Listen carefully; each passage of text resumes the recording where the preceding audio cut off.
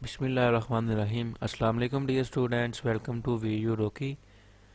तो जी dear students, आज की इस वीडियो में हम लोग करेंगे CS 302 digital logic and design की जो मिड टर्म एग्ज़ाम्स है उसकी प्रिपरेशन करेंगे।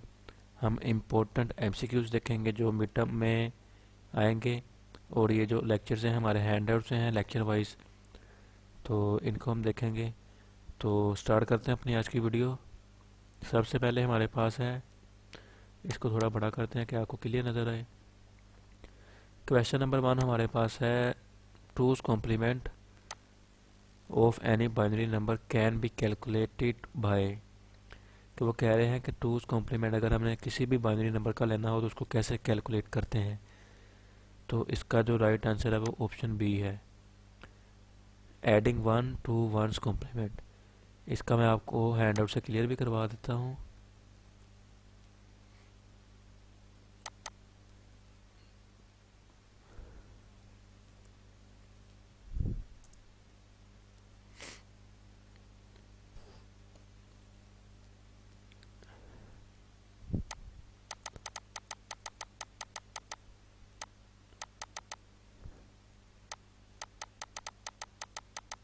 ये देखें जी, आ गया टूज कॉम्प्लीमेंट। ये हमारे पास है वंस एंड टूज कॉम्प्लीमेंट। हमें चाहिए सिर्फ टू वाला कि उसको सोल्व कैसे करते हैं। ये देखें, हमारे पास एक नंबर गिवन है, नंबर इज़ 13। उसको हमने, अगर हमें कोई डेसिमल नंबर भी दिया हो तो उसको हम पहले करेंगे बाइनरी में कन्वर्ट। बाइनरी में कन्वर्ट कर लिया तो हमारे पास ये आंसर आ जाएगा। उसके बाद हम क्या करेंगे, पहले उस नंबर का वन कॉम्प्लीमेंट लेंगे। अब वन कॉम्प्लीमेंट आपको पता होगा हम किस तरह से लेते हैं। तो वो हम करते हैं, जहाँ पे हमारे पास ज़ीरो होगा उसको हम वन कर देंगे, और जहाँ पे वन होगा उसको हम ज़ीरो कर देंगे। इसको रिप्लेस कर देंगे इस तरह से। उसके बाद जो हमारे पास आंसर आएगा उसके अंदर हम वन को प्लस कर देंगे। तो फिर उसको प्लस वन करने के बाद जो हमारे पास आंसर आएगा वो हमारा होगा टूज कॉम्प्लीमेंट। तो यही हमारा MCQ था कि second two's complement of any binary number can be calculated by adding one to one's complement. उसका वन का जो कॉम्प्लीमेंट होगा उसके अंदर हम वन प्लस कर देंगे फर्स्ट कॉम्प्लीमेंट के अंदर। सेकंड हमारे पास है sum of weights method is use. कि हम इस मेथड को किस लिए यूज़ करते हैं, इसको भी हैंडआउट से सर्च करते हैं।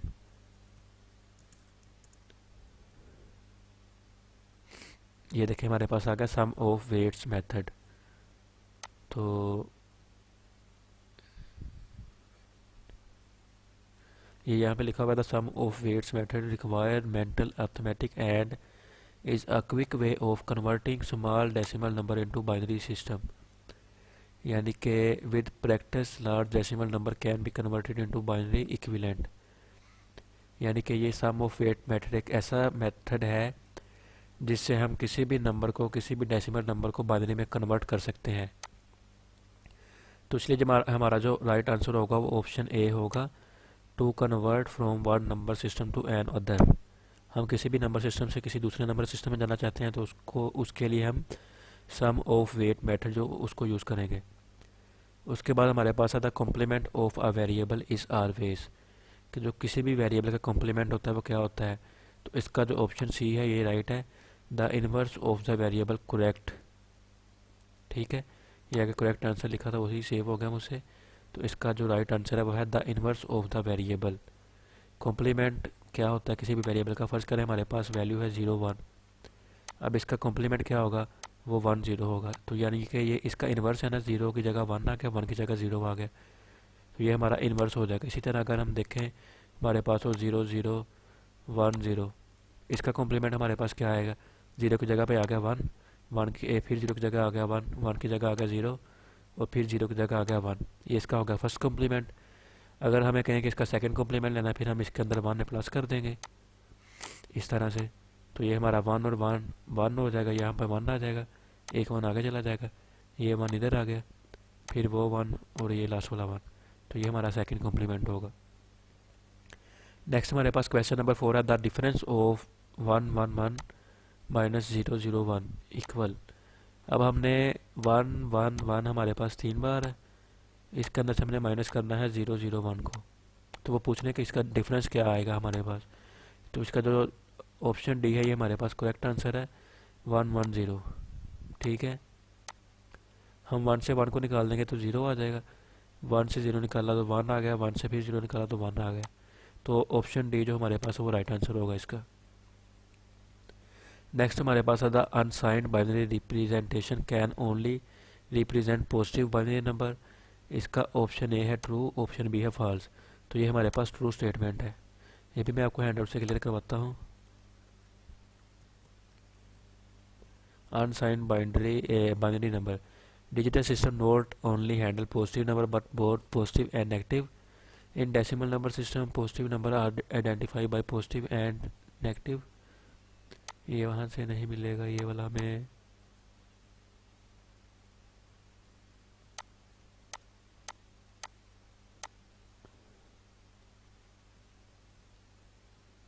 ये देखे मिल गया हमें।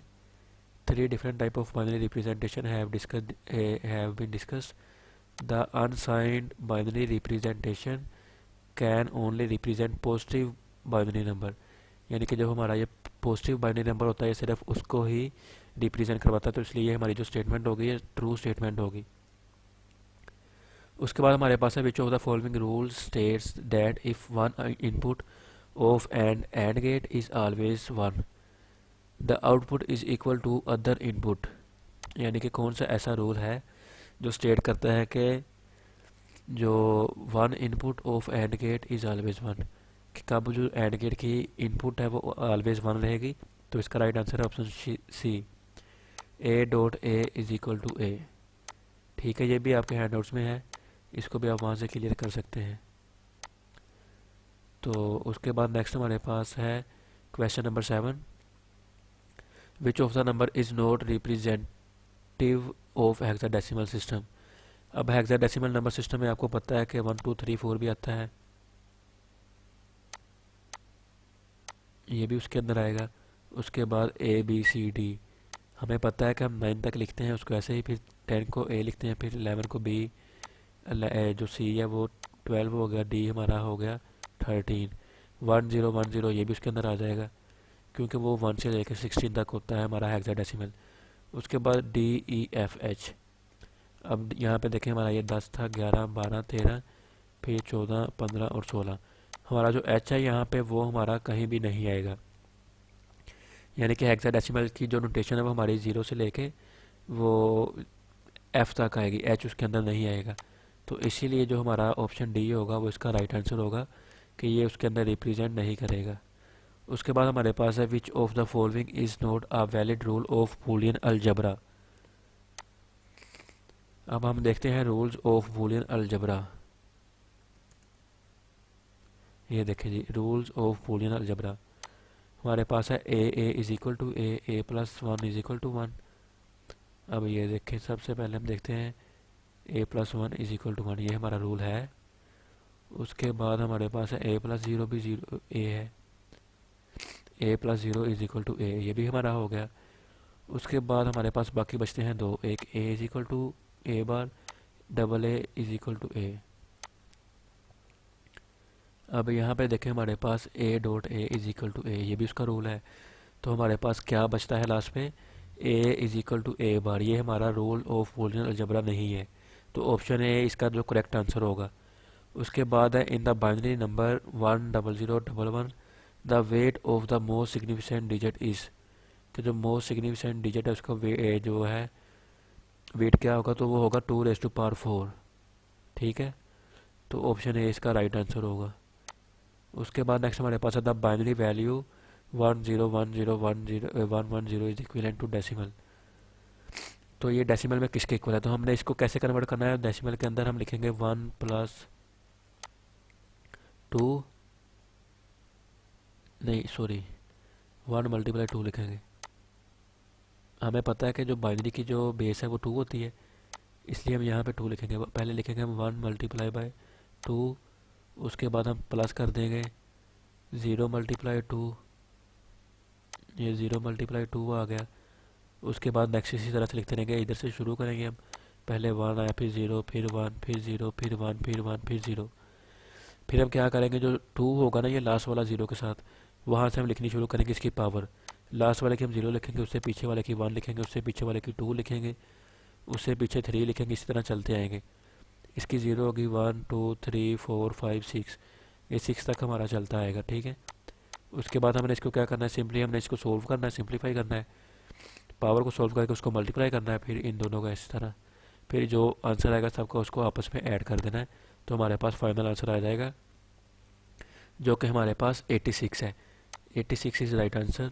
तो आप लोग इसको एक बार खुद भी ट्राई कर लेना, आपका कॉन्सेप्ट भी क्लियर हो जाएगा और आपको इसका जो राइट आंसर भी पता चल जाएगा। उसके बाद हमारे पास है two's complement of hexadecimal number B70A is. अब हमने इसका टू कॉम्प्लीमेंट लेना है। सबसे पहले हम क्या करेंगे, इसको हम कन्वर्ट कर देंगे बाइनरी के अंदर। B70A को कन्वर्ट करने के बाद हम उसका लेंगे वन कॉम्प्लीमेंट, उसके बाद हम उसको उसके अंदर वन ऐड कर देंगे, तो हमारा टूज कॉम्प्लीमेंट आ जाएगा। ऑप्शन सी जो हमारा वो राइट आंसर है 48F6। उसके बाद है टूज कॉम्प्लीमेंट ऑफ 5 इज़। अब 5 का टू कॉम्प्लीमेंट लेना है। 5 को पहले कन्वर्ट करेंगे बाइनरी के अंदर, ये 5 डेसिमल के अंदर है, इसको हम 2 के साथ डिवाइड करेंगे, ये हमारा 2 है, ये 2 2 4 आ गया। इसके बाद हमारे पास यहाँ पे बच गया 1, फिर ये 2 1 2 आ गया, यहाँ पे हमारे पास बच गया 0। ये अब हमारे पास आ गया 1 0 और फिर 1। इसका हम लेंगे 1 कॉम्प्लीमेंट, वो आ जाएगा 0 1 और फिर 0। ये हमारा आ गया 0 1 और 0। उसके बाद हम क्या करेंगे, इसके अंदर हम +1 कर देंगे, तो वो +1 करने के बाद हमारा जो राइट आंसर है वो ऑप्शन सी 0101 जो इसका राइट आंसर आ जाएगा, ठीक है। तो नेक्स्ट चलते हैं क्वेश्चन नंबर 13 के ऊपर। क्वेश्चन नंबर 13 हमारे पास है the 4 bit two complement represent of -7 is. अब यहाँ पे इसको सर्च करके देखते हैं -7 को। तो ये देखिए हमारे पास आ गया टूज कॉम्प्लीमेंट। उसके बाद सेकंड क्या था, 4 बिट टूज कॉम्प्लीमेंट। -7 है ये वाला डेसिमल का, तो टूज कॉम्प्लीमेंट में ये क्या शो करवा रहा है हमारे पास, टूज कॉम्प्लीमेंट में इसकी वैल्यू है 0001। एक मिनट, हमने इसकी वैल्यू बतानी है जो एक्सेस 8 के अंदर है 1001। ओके, नहीं सॉरी गलती हो गई यहाँ पे। फिर ये हमारा ये 3 टेबल जो एक साथ है, यहाँ वाले ये वाले, और नेक्स्ट जो ये 3 है ये एक साथ है। सबसे पहले हमारे पास डेसिमल नंबर है, उसके बाद टूज कॉम्प्लीमेंट है, फिर एक्सेस 8 वाला उसका कॉलम है। अब -7 का हमने देखना है टूज कॉम्प्लीमेंट के अंदर क्या वैल्यू है, तो वो आएगी 1001, ठीक है। तो यहाँ से हमारे पास जो ऑप्शन होगा 1001, ऑप्शन सी जो इसका हमारे पास राइट आंसर है। उसके बाद है the value that exceed the specified range can not be correctly represent and are consider as, कि जो हमारी वैल्यूज़ है, जो हमें एक रेंज गिवन होती है, स्पेसिफिक रेंज गिवन हो, उससे एक्सीड कर जाए तो उस वैल्यू को हम क्या कहते हैं, उसको हम कहते हैं ओवरफ्लो। यहाँ पे आपको हैंडआउट से भी दिखा देता हूँ। ये देखें, range of number and overflow when arithmetic operations such as addition, subtraction, multiplication and division are performed on number, the result generate may exceed the range of value specified the binary represent. The value that exceed the specified range cannot be correctly represent are considered as overflow values. तो ये देखिए यहाँ पे overflow है, ये हमारा जो MCQ था लेक्चर नंबर 3 में से है, तो इसका जो राइट आंसर होगा ऑप्शन ए होगा ओवरफ्लो। उसके बाद नेक्स्ट हमारे पास है if we multiply 723 and 34 by representing them in floating point notation, by first converting them into floating point representation and then multiplying them, the value of mantissa of result will B.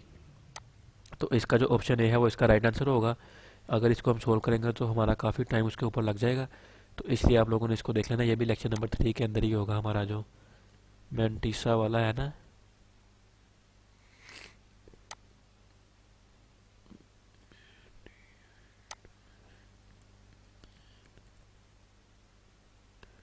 ये देखें lecture number हमारे पास I think ये 3 या 4 ही होगा, उसी के अंदर ये 3 के अंदर ही हमारा मेंटिसा वाला लेक्चर टॉपिक है, तो वहाँ से आपने इसको देख लेना है। तो सिंपल सा ये क्वेश्चन है। तो उसके बाद नेक्स्ट हमारे पास है question number 16। The output of the expression f is equal to a plus B plus C will be logic dash. यहाँ पे उन्होंने हमसे पूछा कि क्या वैल्यू होगी उसकी when a is equal to 0, b 1 और c भी हमारे पास 1 होगा। उसके बाद वो बता रहे हैं कि the symbol plus here represent OR gate. अब और गेट का हमें पता है कि जब हमारे पास 0 1 हो उसका आंसर 1 आएगा, 1 1 हो आंसर फिर भी 1 है, 0 0 हो तो उसका आंसर फिर 0 आएगा। यानी कि हमारी इनपुट्स में कोई भी एक इनपुट नंबर ऑफ इनपुट जब 1 होगी तो हमारा आउटपुट भी 1 ही आएगा। तो अब यहाँ पे हमने इसका आउटपुट बताना है, तो अब हमारे पास इनपुट में देखें बी भी 1 है और सी भी 1 है। इसका मतलब है हमारा आउटपुट क्या होगा, वो भी 1 आएगा। तो इसलिए यहाँ से जो ऑप्शन बी है वो इसका करेक्ट आंसर होगा। नेक्स्ट हमारे पास है if we add 723 and 134 by representing. ये जो ऊपर वाला हमने ये क्वेश्चन किया है ना, ये सेम वही कंसेप्ट है, लेकिन उसमें हमने मेंटिसा फाइंड करना था। तो इसके अंदर हम फाइंड करेंगे the value of exponent of the result will be. तो इसके अंदर हमने वैल्यू फाइंड करनी है एक्सपोनेंट की। तो ये देखिए अभी हमने यहाँ पे सर्च किया था मेंटिसा वाला।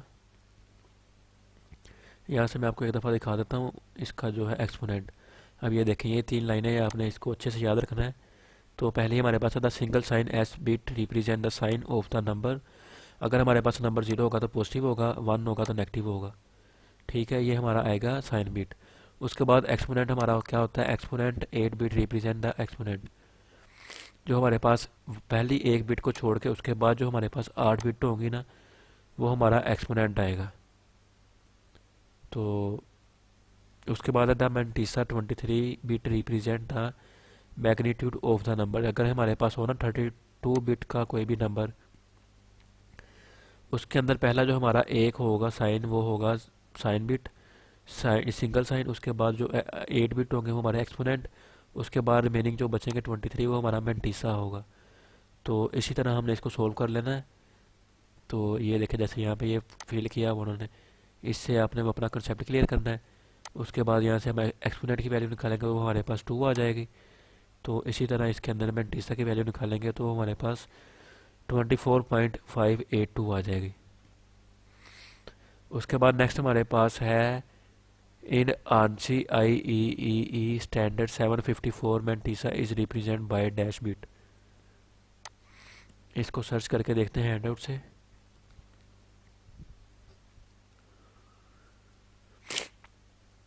अब ये देखें यहाँ पे आ गया floating point number are defined ANSI standard 754 defined are 32 bit single precision floating point format for binary number.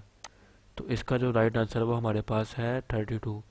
Sorry इधर यहाँ पे बाय मिस्टेक मेरे से 23 लिखा गया, वो 2 3 आपस में चेंज होगा। तो यहाँ पे जिसका राइट आंसर आएगा वो हमारे पास 32 बिट ही होगा। ठीक है, इसको आप हैंड आउट से भी अपना कंफर्म कर सकते हैं। ये देखिए यहाँ पे हमारे पास है 754 defined 32 single precision floating point. Okay, तो उसके बाद हमारे पास है A B C D to 7 segment decoder has. B C D to 7 segment में हम सर्च करेंगे बी सी डी टू, ये देखें B C D to 7 segment decoder circuit which has 4 input and 7 output. ये वाला हमारा 4 इनपुट एंड 7 आउटपुट इसकी। तो ये देखें इसका राइट आंसर हमारे पास option B, number of input हमारे पास 4 है और जो नंबर ऑफ आउटपुट्स हैं वो हमारे पास 7 है।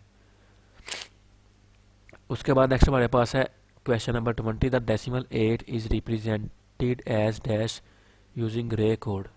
अब ग्रे कोड का भी आपको पता होना चाहिए ग्रे कोड क्या है हमारे पास। ये भी मैं आपको इसका टेबल दिखा देता हूँ एक दफ़ा।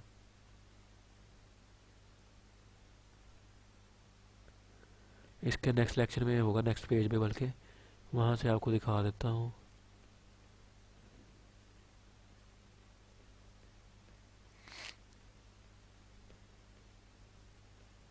ये तो हम आगे चले गए हैं, सर्च ही करना पड़ेगा इसको। ग्रे, सॉरी ए आएगा यहाँ पे, ग्रे कोड।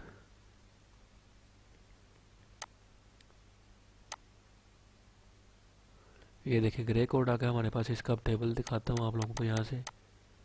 ये ग्रे कोड का टेबल है। इसके अंदर उन्होंने हमसे पूछा है कि जो डेसिमल 8 है ये क्या रिप्रेजेंट करता है ग्रे कोड के अंदर। तो ये देखें डेसिमल की वैल्यू 8 है, इसकी जो ग्रे कोड की वैल्यू है वो 1100 है। तो यहाँ से 1100 ऑप्शन बी जो इसका वो राइट इसका आंसर होगा। उसके बाद a NAND gate output is low if, कि नैंड गेट की जो आउटपुट है वो लो कब होगी, यानी ज़ीरो कब होगी। तो हम ये भी हैंड आउट से सर्च करते हैं। NAND gate, NAND gate perform AND NOT function AND NOT gate perform OR NOT. ये नहीं है, इसको पहले लेके चलते हैं, शुरू में होगा। ये देखिए हमारे पास आ गया NAND gate.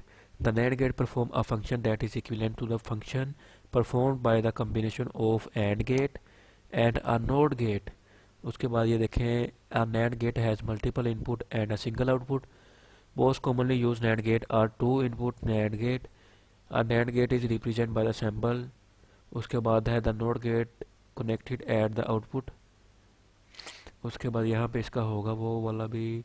The function perform NAND gate is describe by the function table. Two input NAND gate the function 3 4 multiple input NAND gate. ये देखे आ गया। एंड गेट है ना, इसकी जब दोनों इनपुट लो होंगी, यहाँ उन्होंने क्या पूछा हुआ है, output is low. Output low कब होगी हमारे पास, हमने वो देखना, वो लास्ट वाला ऑप्शन है। जब दोनों इनपुट हाई होंगे तो आउटपुट उसकी हमारे पास लो होगी। जब दोनों इनपुट हमारे पास लो होंगी तो आउटपुट हाई होगी। जब एक भी आउटपुट हाई हो तो फिर भी आंसर हमारे पास हाई।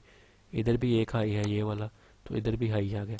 जब दोनों वन हो गए, दोनों इक्वल हो गए, ये वन वन यानी दोनों हाई है, तो इसका जो आउटपुट होगा वो हमारे पास लो होगा। तो इसलिए हम यहाँ से सिलेक्ट करेंगे ऑप्शन बी को, वो हमारा करेक्ट आंसर है। All input are high. Input high होंगी, दोनों वन वन होंगी, तो हमारा जो आउटपुट होगा वो क्या होगा, ज़ीरो होगा। तो ज़ीरो का मतलब है लो और वन का मतलब है हाई। तो यही हमारा ऑप्शन बी राइट आंसर था। उसके बाद है NOR gate can be use to perform the operation of AND OR and NOT gate. अब यहाँ से देखते हैं NOR gate. NOT NOR gate perform a function that is equal to the function perform by the combination of OR gate and NOT gate. ये देखें जी, और gate और note gate use होता है इसके अंदर, एंड गेट इसके अंदर नहीं आता। उन्होंने हमसे पूछा ये ट्रू है या फॉल्स है। तो अगर यहाँ पे एंड ना होता हमारा, तो फिर ये हमारी क्या थी, ये हमारी फिर ट्रू थी। लेकिन यहाँ पे अब हमारे पास एंड भी आ रहा है जो कि हमारी डेफिनेशन के अंदर नहीं है, तो फिर इसलिए हमारा ये फॉल्स होगा। तो ऑप्शन ए जो इसका करेक्ट आंसर होगा। नेक्स्ट हमारे पास है NOR gate is formed by connecting. NOR gate हम किससे करते हैं, ये देखें नोर गेट यही हमारा OR gate and a NOT gate. OR gate and the NOT gate, इसको यहाँ से पढ़ते हैं। ये देखें हमारे पास है NOR gate has multiple input. OR gate use are two input NOR gate. और NOR gate represent the symbol. उन्होंने हमसे यहाँ पे उसका सिंबल पूछा हुआ। NOR gate is formed by connecting, कि हम किसको किसको कनेक्ट करें तो हमारे पास जो नोर गेट बनेगा। अब यहाँ पे ये देखें ये हमारा किसका सिंबल है, ये हमारे पास है आई थिंक और गेट का ही है। यहाँ पे नीचे लिखा भी होगा, वहाँ से हम कंफर्म कर लेते हैं इसको।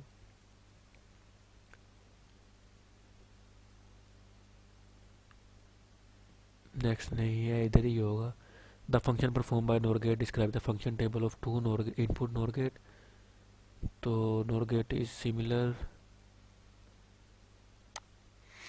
इसको हम सर्च कर लेते हैं यहाँ से।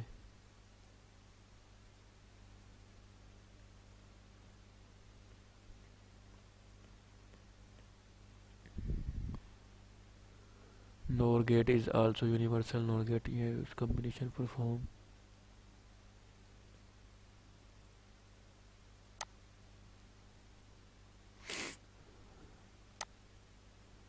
NOR gate can be used in combination to perform the function of a, ये वाला हमारा है NOR gate is formed।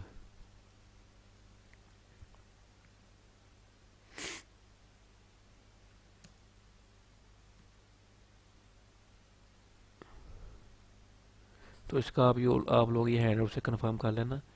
वैसे इसका जो आंसर है वो राइट यही वाला है, एंड गेट एंड देन और gate.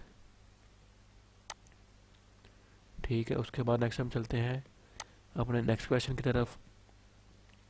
And gate perform a logical function dash function. अब हमारे पास है एंड गेट।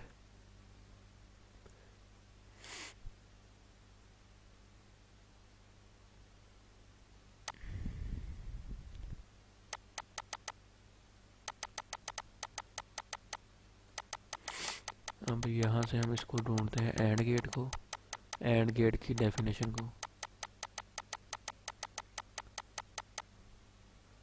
तो ये हमारा आ गया logical AND operation. AND gate perform a logical multiplication function. तो उन्होंने यहाँ से हमसे यही पूछा हुआ था, AND gate perform a logical dash function. तो इसका आंसर क्या है? मल्टीप्लिकेशन, क्योंकि ये देखें हमारे पास एंड गेट का टेबल है ये वाला। अगर दोनों इनपुट ज़ीरो है तो आंसर ज़ीरो है, अगर एक भी वन है तो फिर भी ज़ीरो है, इधर भी एक वन है तो ज़ीरो है। दोनों जब वन होंगे तो फिर वन आएगी। Zero multiply zero zero, one zero zero, फिर वन ज़ीरो ज़ीरो, फिर वन को मल्टीप्लाई करेंगे वन से तो आंसर हमारे पास वन आएगा। तो इसका मतलब है कि ये हमारे पास एक मल्टीप्लिकेशन फंक्शन है। उसके बाद आता है extend ASCII code, American standard code for information interchange is a dash code. अब यहाँ से हम सर्च करते हैं एक्सटेंड आस्की,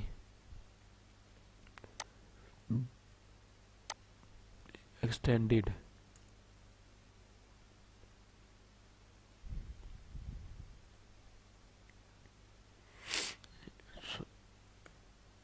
ये देखिए जी, the an 8 bit code extended ASCII code given 256 unique code. ये देखिए यहाँ पे लिखा हुआ है 8 बिट। पहले जो हमारे पास था वो 7 था आस्की कोड, उसके अंदर जो हमारी थी यूनिक कोड वो 128 थी, फिर उसको 8 बिट हो गया। जब उसको एक्सटेंड किया गया तो फिर इसके जो नंबर्स ऑफ यूनिक कोड थी वो हमारे पास 256। तो यहाँ से इसका 8 बिट कोड है जो, तो इसलिए यहाँ से ऑप्शन सी जो हमारे पास है वो राइट आंसर होगा, वो हमारा होगा 8 बिट। नेक्स्ट हमारे पास है और गेट परफॉर्म बुलियन एक्सप्रेशन। कौन सा एक्सप्रेशन वो करता है, फंक्शन करता है और गेट। और गेट का हमें पता है कि जब हमारे पास 0 1 हो आंसर फिर भी वन है, 1 0 हो तो आंसर फिर भी वन आएगा, जब दोनों वन हो तो फिर भी हमारे पास आंसर वन है, और जब 2 0 हो तो फिर आंसर क्या आएगा? फिर ज़ीरो आएगा। इसका मतलब है कि ये देखें 0 + 1 करेंगे तो वन आएगा, यहाँ पे 1 + 0 करेंगे तो फिर भी वन आएगा, 1 + 1 किया तो वन आ गया। तो इसलिए जो हमारा और गेट है ये परफॉर्म करता है एडिशन को, बूलियन एडिशन फंक्शन। नेक्स्ट हमारे पास आता है output of an AND gate is one when. AND gate का हमें पता है कि जब उसके ऑल इनपुट हाई होंगी तो फिर उसका जो आउटपुट होगा वो भी हाई होगा। तो इसका मतलब है all of the inputs are one, यानी कि ये देखें 0 0 हुआ तो उसका आंसर क्या आएगा? ज़ीरो। जब 1 0 होगा फिर भी ज़ीरो, 0 1 पे भी ज़ीरो, जब 1 1 होगा तो फिर उसका आंसर हमारे पास होगा वन। तो ये हमारे पास हो गया ऑल इनपुट आर वन। ठीक है, तो नेक्स्ट हम चलते हैं अपने नेक्स्ट क्वेश्चन की तरफ। तो नेक्स्ट हमारे पास है a NOR gate output is high if. अब नोर गेट है, नोर गेट को भी आपको यहाँ से कंफर्म करवा देता हूँ।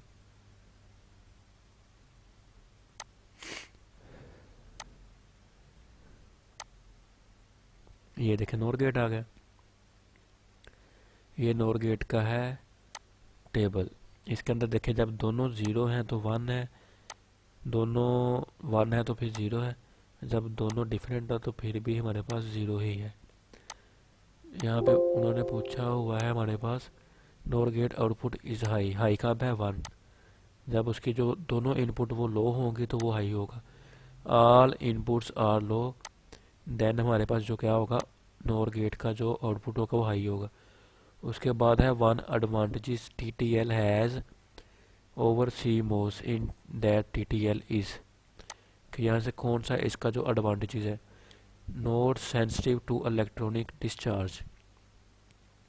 टी टी एल का ये एडवांटेजेस है सी मोस के निस्बत। अब इसको हम भी देख लेते हैं हैंड आउट से, ये भी हमें मिल जाएगा टी टी एल। यहाँ पे इसके एडवांटेजेस होंगे, T T L logic levels है, उसके बाद सी मोस है, फिर सी मोस आ गया हमारे पास। तो यहाँ पे सी टी टी एल के हमारे पास होंगे एडवांटेजेस। टी टी एल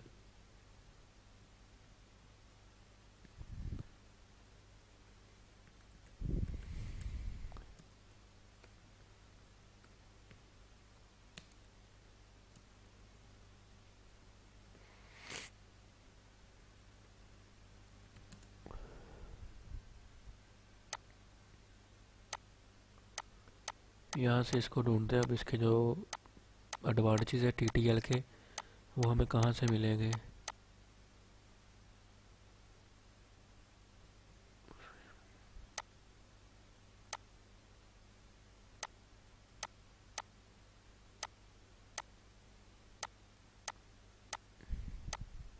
इसका अगर हम अब ढूंढेंगे तो टाइम काफ़ी लग जाएगा, तो इसका आप लोगों ने ये याद रखना है। इसके अंदर समझने वाली कोई भी चीज़ नहीं है कि टीटीएल का जो एडवांटेजेस है सीमोस की बानिस्बत वो ये है कि इसके अंदर not sensitive to electronic discharge, ये वाला केस इसके अंदर नहीं होता, जो ये उसके यानी कि इजाफी है सीमोस की बानिस्बत। नेक्स्ट हमारे पास है fan out is specified in term of. अब यहाँ से फैन आउट ढूंढते हैं हम।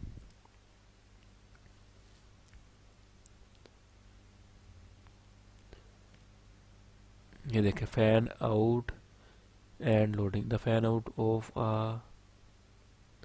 हमने ढूंढना क्या है इसका स्पेसिफाइड इन टर्म ऑफ।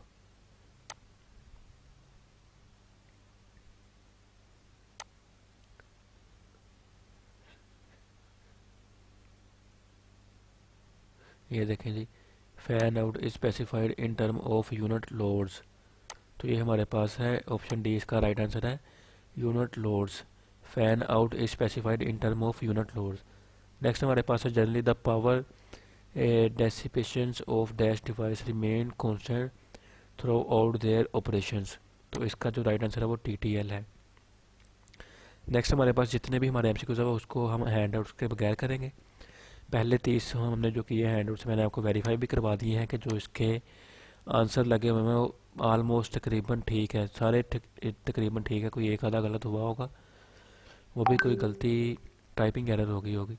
तो नेक्स्ट टाइम वैसे बाकी जो हम सारे फाइल से ही करेंगे, इससे हमारी वीडियो लेंथी नहीं होगी। Which one is true, power consumption of T T L is higher than C MOS. तो इसका जो ये वाला ऑप्शन ए है ये हमारे पास इसका राइट आंसर है।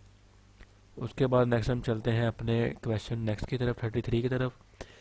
3.3 वी सी मोस series is characterized by dash and dash as compared to the 5 voltage CMOS series। Fast switching speed जो 3.3 CMOS है, ये फास्ट स्विचिंग स्पीड होती है इसकी। उसके बाद वेरी लो पावर डेसिपेशंस। तो इसका जो ऑप्शन सी है ये हमारे पास राइट आंसर होगा। नेक्स्ट हमारे पास है 8 bit parallel data can be converted into serial data by using that multiplexer. तो इसका जो ऑप्शन सी है ना इसका, तो वो है 8 to 1 मल्टीप्लेक्सर। तो इसका राइट आंसर है।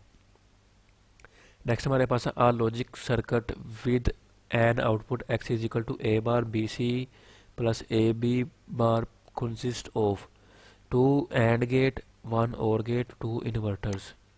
तो ये इसका ऑप्शन सी राइट आंसर है। उसके बाद आता है Boolean expression A B bar C D bar is a product term. तो ये हमारी एक प्रोडक्ट टर्म है। ये भी आपको दिखाई देता हूँ प्रोडक्ट टर्म हमारे पास क्या होती है। ये देखें जी प्रोडक्ट टर्म,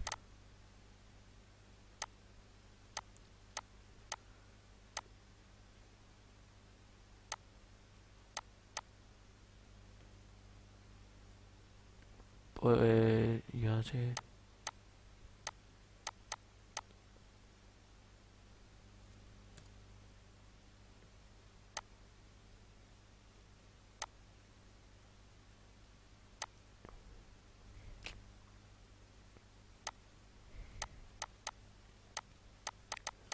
ये हमारा आई थिंक लेक्चर नंबर 8 में होगा।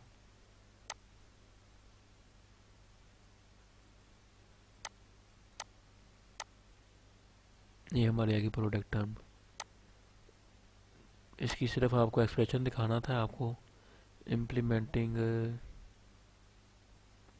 ये देखिए यहाँ लिखा हुआ है ए बार बी बार, तो उसके साथ है डॉट सी डॉट डी। ये हमारे पास एक क्या है प्रोडक्ट टर्म है।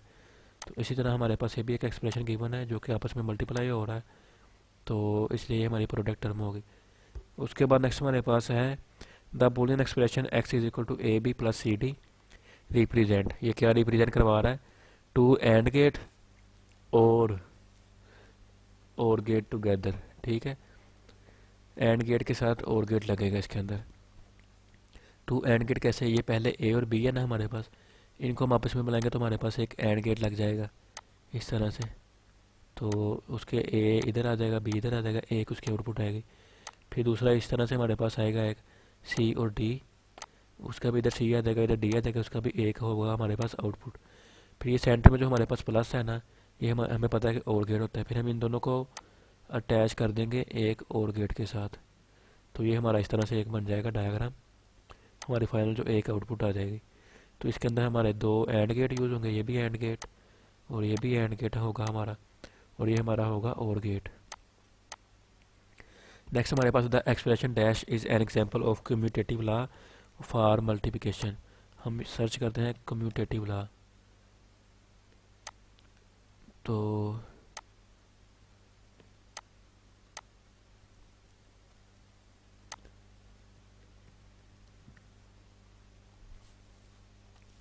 ये देखें जी, commutative law for addition and multiplication, ये हमारे पास है एडिशन के लिए। उसके बाद law of multiplication, commutative law for multiplication, A dot B अगर हो तो हमारे पास होता है बी डॉट ए के इक्वल, ये वही सेम हमारे पास वही है। यहाँ पे अगर डॉट लगा दें तो ए बी इक्वल है बी ए के, तो ऑप्शन सी हमारे पास राइट आंसर है। नेक्स्ट हमारे पास है to implement the expression A B bar C D plus A B C bar D plus A B C D bar, it take one OR gate and three AND gate and three inverters. Option A हमारे पास जो right answer है। Next हमारे पास है the Boolean expression A plus B bar plus C is a sum term, ये sum हो रहा है आपस में, ये हमारे पास सम टर्म है। आपने ये भी अच्छे से करना है, सम टर्म और जो प्रोडक्ट टर्म है ना, तो इन दोनों को आपने अच्छे से करना है। पेपर में इसके रिलेटेड शॉर्ट क्वेश्चन भी आ सकता है, लॉन्ग भी, और एमसीक्यूज भी आएंगे। नेक्स्ट फिर हमारे पास एक मिड टर्म एक्सप्रेशन गिवन है, तो इसका हमने जो बताना है, इसका जो फाइनल आंसर का कौन सा आएगा, तो वो वाला हमारे पास है 0356। ये काफ़ी लेंथी है, इसको सोल्व करना पड़ेगा। वैसे इतना लंबा पेपर में आता नहीं होता, फिर भी आप इसको कंसेप्ट इसका समझ लेना, मिन टर्म और मैक्स टर्म का। ये आपको लॉन्ग क्वेश्चन में आ सकता है। मिन टर्म, ये हमारे पास है min term and max term, ये हमारे पास हैंड आउट के अंदर पेज नंबर 85 के ऊपर है, वहाँ से आपने इनको देख लेना है। अगर हमारे पास A dot B dot C हो तो हमारे पास मिन टर्म हो गई, अगर उसको प्लस कर दे तो हमारे पास मैक्स टर्म हो जाएगी। उसके बाद मिन टर्म और मैक्स टर्म दोनों में एक चीज़ का फ़र्क है, एक के अंदर ये हमारे पास पाई आएगी, ये समीशन आएगा, दूसरे के अंदर हमारे पास ये पाई का साइन आएगा। ठीक है, तो ये हमारा एक हो जाएगा पी ओ एस, एक एस ओ बीस, प्रोडक्ट ऑफ सम टर्म, एक हो जाएगा product of min term. Next हमारे पास है A plus B plus A dot A plus C, ये किसके इक्वल है, ए अगर हम दोनों से कॉमन ले लें, देखिए ए कॉमन आ गया हमारा, तो अंदर क्या बचा बी प्लस सी। ठीक है, तो ये इस तरह से आएगा हमारे पास। तो इसका जो ऑप्शन बी है ए प्लस बी सी, ये राइट आंसर आ जाएगा। उसके बाद A bar B plus A bar B C bar plus A C is an example of sum of product term, यहाँ पे सम लगा हुआ है तो इसलिए हमारे पास सम ऑफ प्रोडक्ट टर्म हो जाएगी। यानी कि सम ऑफ प्रोडक्ट टर्म से मुराद है कि, पहले मैं आपको ये डिटेल से समझा देता हूँ। ये पहले देखें, हमारे पास है ए और बी आपस में क्या हो रहे हैं, multiply, B A B C आपस में मल्टीप्लाई हो रहे हैं, फिर ए सी मल्टीप्लाई। ये जो हमारी प्रोडक्ट टर्म है, ये तीनों आपस में एक दूसरे के साथ, तो उसके बाद इनके दरमियान जो प्लस लगा हुआ है ना, वो हमारे पास है सम। यानी कि ये प्रोडक्ट की जो प्रोडक्ट वाली हमारे पास फॉर्म है ना, उसका सम है, sum of product form. Next हमारे पास है an example of S O P expression is. अब हम यहाँ से देखते हैं एस ओ पी हमारे पास क्या होता है।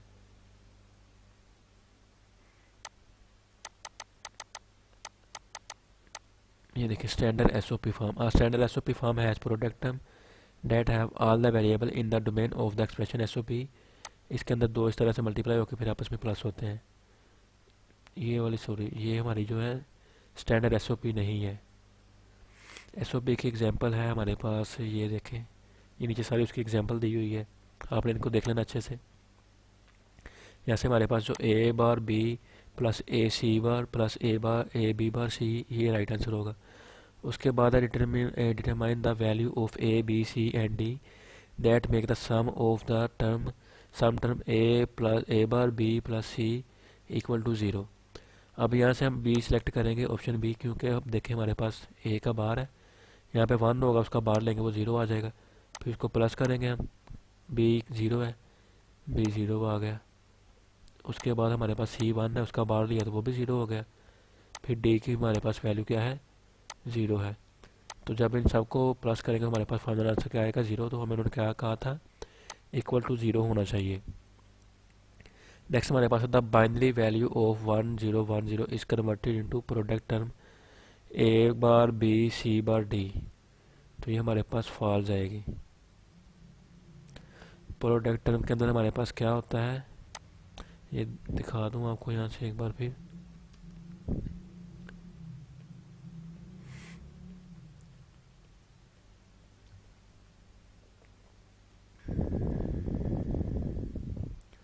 प्रोडक्ट टर्म में हमारे पास जहाँ पे उसका होगा कॉम्प्लीमेंट वो 0 हो जाएगा, और जहाँ पे हमारे पास वो कॉम्प्लीमेंट के बगैर होगा वो हमारे पास 1 होगा। तो इसलिए ये हमारी स्टेटमेंट जो फॉल्स है। अगर यहाँ पे 1 0 की जगह पे हमारे पास होता है 0 1 0 1, तो फिर ये हमारे पास ट्रू स्टेटमेंट थी, क्योंकि फिर ये देखें ए का बार है वो 0 आ गया।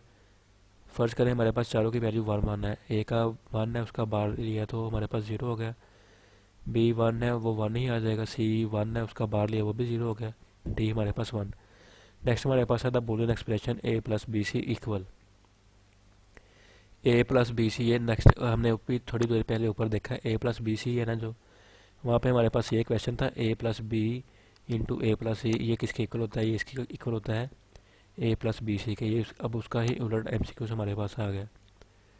नेक्स्ट हमारे पास है A dot B plus C is equal to A dot B plus A dot C is the expression of.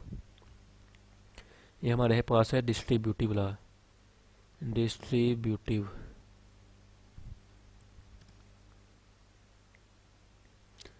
ये देखिए डिस्ट्रीब्यूटिव ला हमारे पास 3rd नंबर पे है।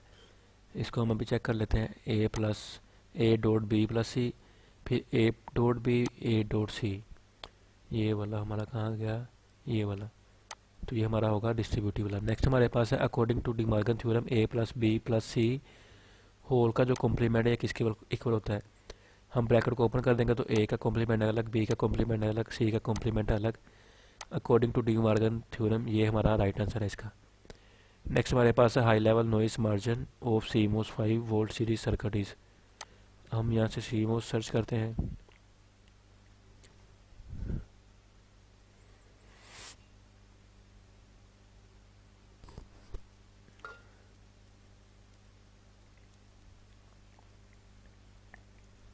तो यहाँ से सीमोस वाला मिल नहीं रहा, सॉरी सीमोस आना था, मैंने वो पहले लिख दिया।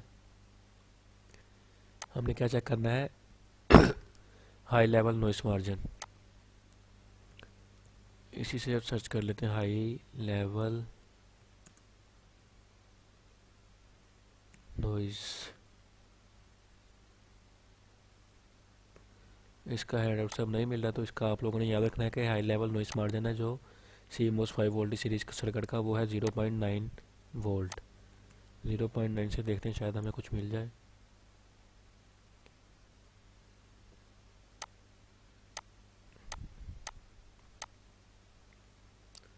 ये देखें जी, मिल गया नॉइस मार्जिन 0.9 वोल्ट। ओके हो गया।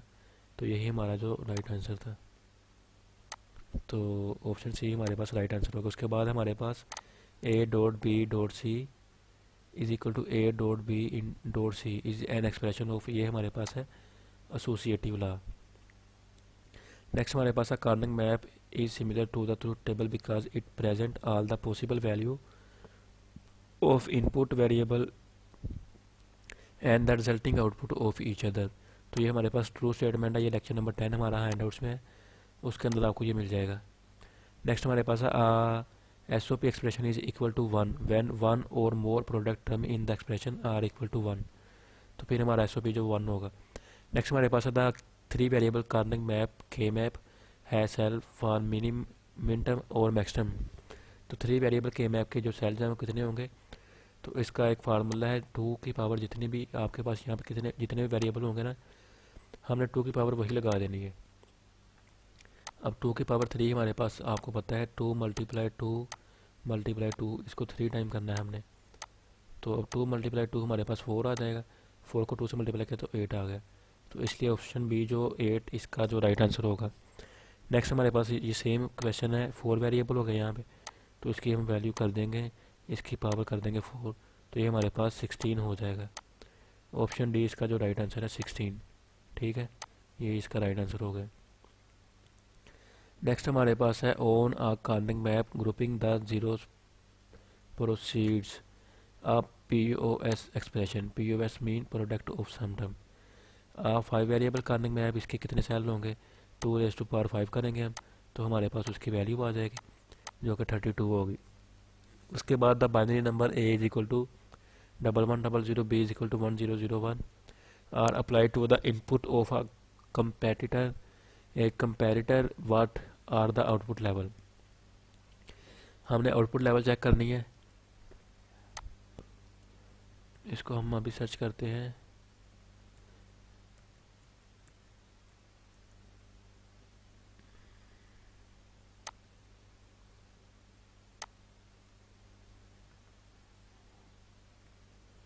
ये देखें जी, आएगा हमारे पास।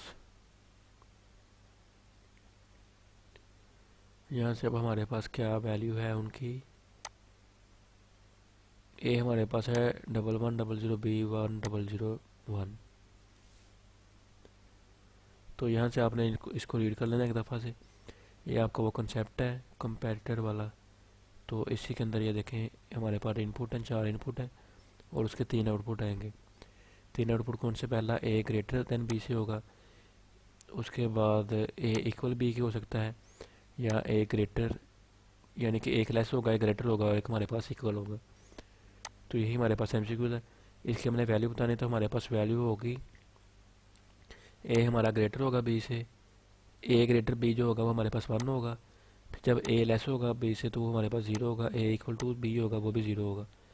उसके बाद है circuit having a bubble at their output are considered to have an active low output.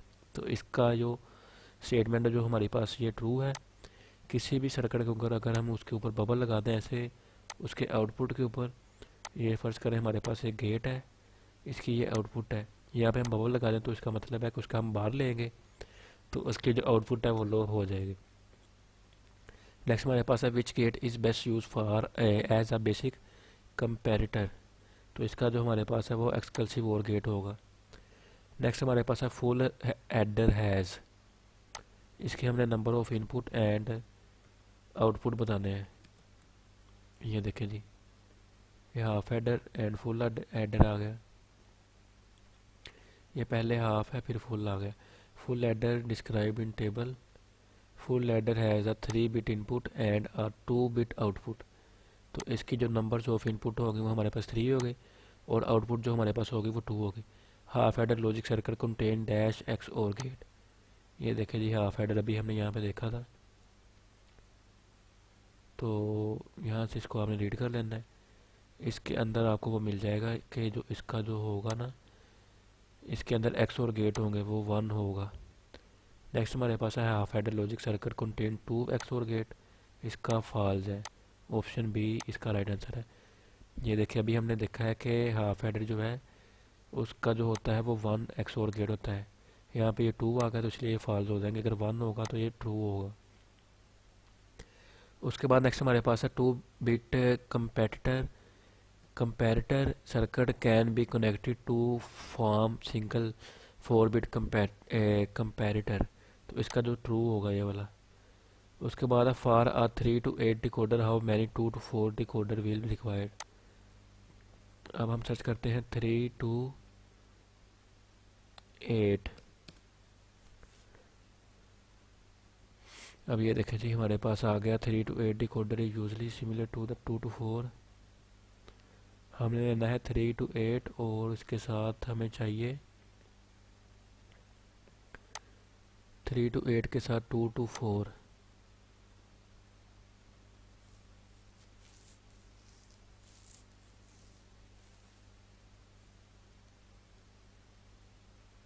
तो इसका जो हमारे पास राइट आंसर है वो हमारे पास 2 है, इसको आप हैंड सर्च कर लेना आपको मिल जाएगा।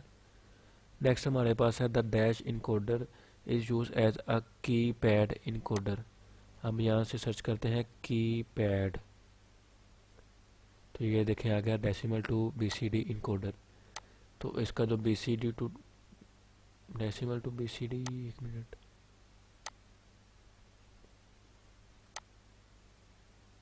की pad encoder, the decimal to BCD, ये देखें decimal to BCD priority encoder is use as a keypad encoder. तो इसका जो हमारा ये यहाँ पे गलत लगा हुआ है, ये ऑप्शन सी इसका रोंग है। ऑप्शन डी जो इसका राइट आंसर है, डेसिमल टू बीसीडी प्रायोरिटी, तो ये as a keypad encoder काम करती है। नेक्स्ट हमारे पास है using multiplexer as parallel to serial converter require dash connected to the multiplexer. A parallel to serial converter circuit. A demultiplexer has one input and several outputs. तो ये थी आज की हमारी वीडियो, जिसके अंदर हमने तकरीबन 70 MCQs किए हैं CS302 के डिजिटल लॉजिक एंड डिज़ाइन के। उम्मीद है आप लोगों को अच्छे से समझ आ गई होगी, और जो MCQs मैंने सारे आपको उसके जो आंसर ठीक बताए हैं, लेकिन फिर भी अगर कोई मिस्टेक हो उसके अंदर या कोई गलत हो गया हो तो वो आप लोग कमेंट सेक्शन में उसको मेंशन कर सकते हैं। तो मिलते हैं अपनी नेक्स्ट वीडियो में, तब तक के लिए अपना ख्याल रखिए। अल्लाह हाफिज़।